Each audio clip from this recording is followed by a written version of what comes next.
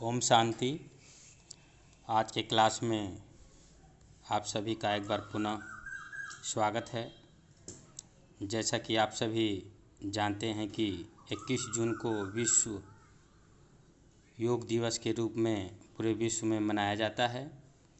आज इस योग दिवस का महत्व या इम्पोर्टेंट और भी बढ़ जाता है, क्योंकि आज पूरा विश्व कोविड-19 संक्रमण से ग्रसित है।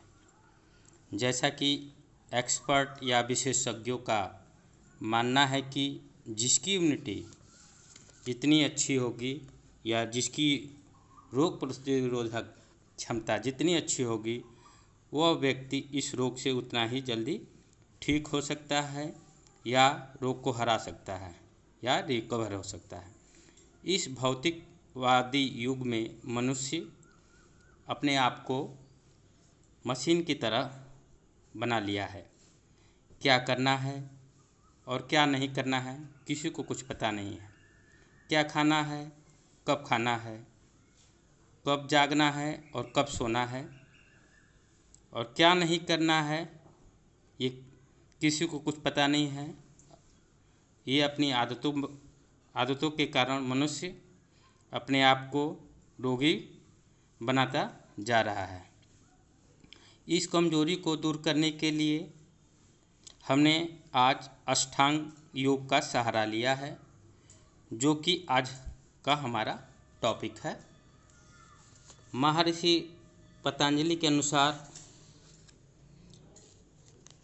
योग का अर्थ योग दर्शन में चित्त वृत्ति का निरोध है। आत्मा और परमात्मा के मिलन का मार्ग ही योग है। योग मार्ग द्वारा समाधि अवस्था में पहुंचने का प्रयत्न किया जाता है। योग दर्शन में योग को अष्टांग योग को राजयोग भी बताया गया है। योग का मार्ग के लिए 8 सीढ़ियाँ बताई गई हैं, जिस कारण से योग को अष्टांग योग कहा गया है। ऋषि मुनियों योगियों के द्वारा शरीर, मन और प्राण की शुद्धि तथा परमात्मा की प्राप्ति के लिए 8 प्रकार के साधन बताए गए हैं, जिन्हें अष्टांग योग कहा जाता है। अष्टांग योग क्या है, इसको हम विस्तृत रूप से चर्चा करेंगे। तो अष्टांग योग में 8 मार्ग निम्नलिखित हैं। अष्टांग योग के जो 8 चरण हैं वो निम्नलिखित हैं।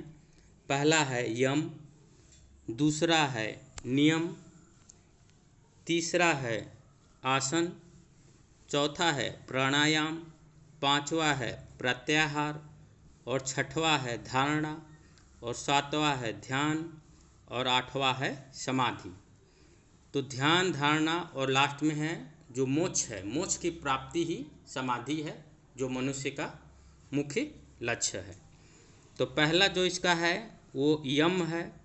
यम यह योग का पहला अंग है, जिसका अर्थ है मन को धर्म में स्थिर रखते हुए तथा बाहरी एवं आंतरिक इंद्रियों का वश में रखते हुए, मतलब अपने इंद्रियों को वश में रखते हुए जीवन यापन करना, अर्थात ये इंद्रियों को अपने वश में करने की कला ही यम है। तो यम में क्या है, अपने इंद्रियों को अपने वश में करना है। और यहाँ भी 5 नियम माने गए हैं, मतलब यम के 5 नियम हैं, जो इस प्रकार हैं। पहला है अहिंसा, दूसरा है सत्य, तीसरा है अस्तेय, चौथा है ब्रह्मचर्य, और पांचवा है अपरिग्रह। तो ये 5 हैं यम के अंग। दूसरा जो हमने अष्टांग योग में है, पहला यम था और दूसरा है नियम। यह योग का दूसरा अंग है। इसके अनुसार सात्विक एवं सदाचार जीवन पर बल दिया गया है। मतलब जो हमारा जीवन है सदाचार के रूप में हो, सदाचार हो, सरल हो, उसको भी 5 प्रकार के बताए गए हैं। मतलब नियम को 5 भागों में बांटा गया है, मतलब 5 प्रकार के बताए गए हैं। पहला है शौच, दूसरा है संतोष, तीसरा है तप, चौथा है स्वाध्य और 5वां है ईश्वरीय परिधान। उसके बाद जो हमारा तीसरा है यम के अष्टांगों के अनुसार आसन, हम आसन पे चर्चा करेंगे। तो योग का तीसरा अंग आसन है। महर्षि पतंजलि ने आसन को तंत्र स्थिर सुखामासन बताया है। सुखमासनम बताया, अर्थात वह स्थिति है जिसमें शरीर एवं आत्मा दोनों स्थिर रहते हैं। आसन में क्या है कि शरीर और आत्मा दोनों ही स्थिर रहते हैं। ध्यान की स्थिति में यदि शरीर को कष्ट की अनुभूति हो तो ध्यान सार्थक नहीं हो सकता। अगर हम आसन करते हैं तो हमें किसी तरह का कष्ट नहीं होना चाहिए, इसलिए आसन पर जोर दिया गया है। आसन से नाड़ियों की शुद्धि, शरीर और मन की स्फूर्ति मिलने के साथ साथ शरीर बाहरी और आंतरिक रूप से मजबूत और स्वस्थ बनाता है।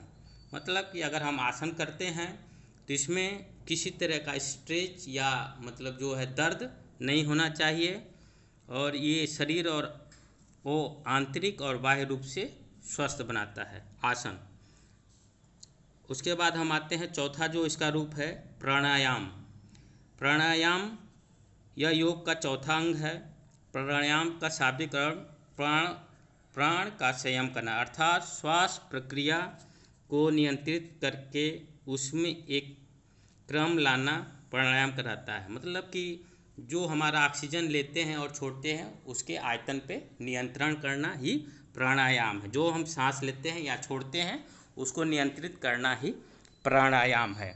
जब हम श्वास को भीतर खींचते हैं तथा बाहर की प्राणवायु को फेफड़ों में भरते हैं तो वह श्वास कहलाता है, तथा जब फेफड़ों की अशुद्ध वायु बाहर निकालते हैं तो वह सांस छोड़ते हैं तो वह प्रश्वास कहलाता है। अतः प्राणायाम को श्वास प्रश्वास की गति को नियंत्रित एवं संतुलित करने वाला भी माना जाता है।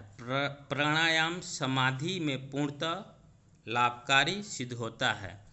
प्राणायाम के 3 भेद हैं। प्राणायाम के कितने भेद हैं? तो 3, पूरक, कुंभक और रेचक। कि सांस कितना लेना है या कब लेना है, कब छोड़ना है और कब रोकना है, तो ये प्राणायाम के भेद है। और चौथा जो हमारा है प्रत्याहार। प्रत्याहार योग का 5वां अंग है। प्रत्याहार प्रति प्लस आहार 2 शब्दों के मेल से बना है, अर्थात इंद्रियों को विषय वासना से दूर रख नियंत्रण में रखना ही प्रत्याहार है। प्रत्याहार में इंद्रियों को बाहरी विषय वासनाओं से दूर कर उन्हें अंतर्मुखी बनाया जाता है। मतलब इसमें जो है कि इंद्रियों को अपने बस में रखा जाता है, बाहरी जो मोह माया है उससे दूर रखा जाता है। छठवां है धारणा। धारणा योग का 6ठा अंग है। धारणा का शाब्दिक अर्थ धारण करना है। जब मन किसी विषय को धारण करने की योग्यता प्राप्त कर लेता है तथा कुछ देर तक स्वयं ही उसी अवस्था में स्थिर रह सकने की योग्यता धारणा कहलाती है। अर्थात आध्यात्मिक दिशा या परमात्मा की तरफ मन को लगा देना ही धारणा है। मतलब परमात्मा में लीन होना, मतलब परमात्मा में अपना ध्यान को लगाना ही धारणा है। यम नियम आसन प्राणायाम आदि के उचित अभ्यास से धारणा को प्राप्त किया जा सकता है।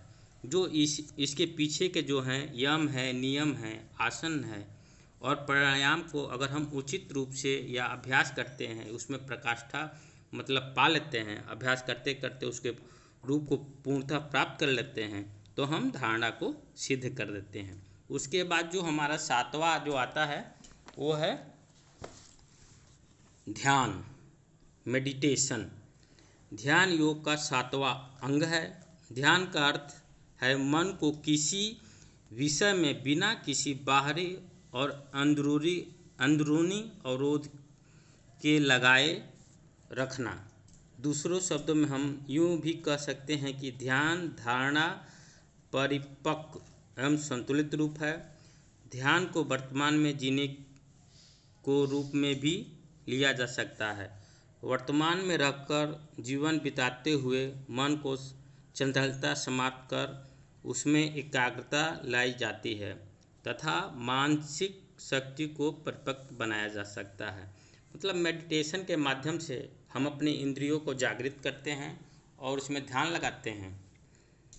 और इसका जो लास्ट है वो है समाधि है।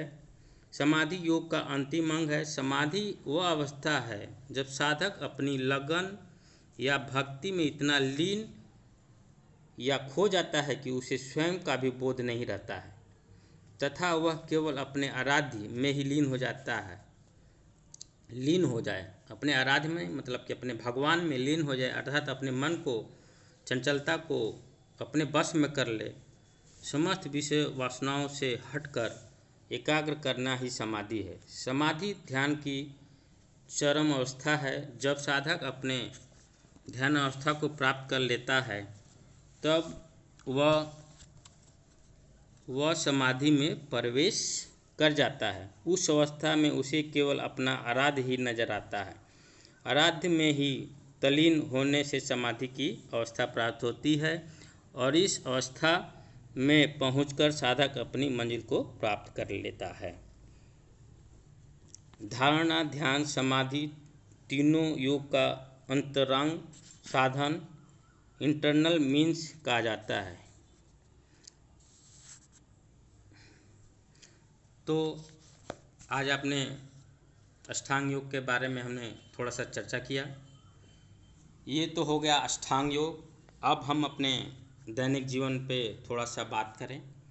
सभी के पास इस समय पर्याप्त समय है, तो मैं आपसे आशा करता हूँ कि आप अपने घर में प्रतिदिन कम से कम सूर्य नमस्कार, कपालभाति, अनुलोम विलोम प्राणायाम, भ्रामरी और आसन का अपनी आदतों में शामिल करें।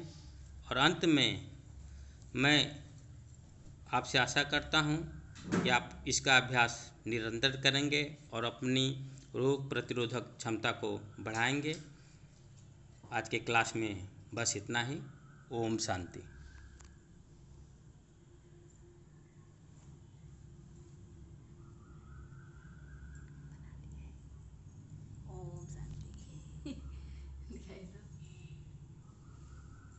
ओम शांति वाला आज का वीडियो टॉपिक।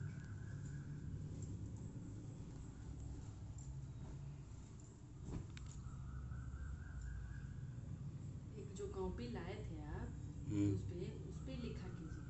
हिंदी हिंदी लिखते हैं, इनमें समझ में आता है पढ़ते के टाइम। बना लेके का हो ना गुड मॉर्निंग। क्या कर दिए वीडियो फोटो कैमरा